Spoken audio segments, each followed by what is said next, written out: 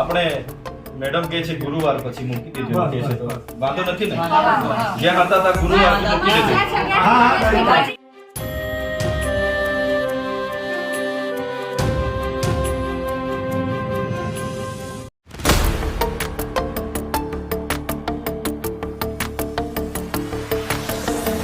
નર્મદા લાઈવમાં તમારું સ્વાગત છે।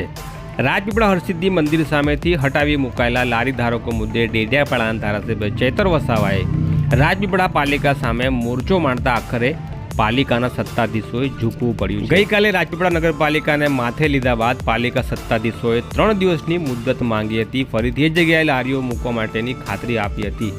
ત્યારે આજે પાલિકાના માણસો દ્વારા હરસિદ્ધિ માતા મંદિર સામેની જગ્યામાં પટ્ટા પાડીને લારી ધારકોને ક્રમ અનુસાર લારીઓ મૂકવા માટેની જગ્યા ફાળવવાની તૈયારીઓ કરી હતી અને ત્યાં પીળા પટ્ટા મારતા દેખાયા છે। રાજપીપળા હરસિદ્ધિ માતા મંદિર સામેથી લારી ધારકોને હટાવી દેતા સ્થાનિક નેતાઓ અને ચૂંટાયેલા લોકપ્રતિનિધિઓએ મોડું સંતાડી લેતા આખરે લારી ધારકોએ ધારાસભ્ય ચૈતર વસાવાને બોલાવ્યા હતા પોતાને ન્યાય અપાવવા માટે।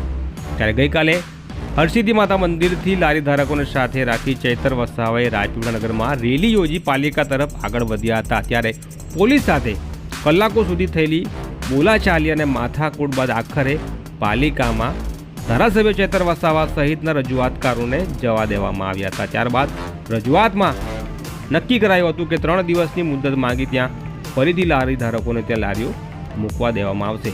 ત્યારે એવું કહેવાય છે કે ધારાસભ્ય ચૈતર વસાવાની મહેનત આખરે રંગ લાવી છે।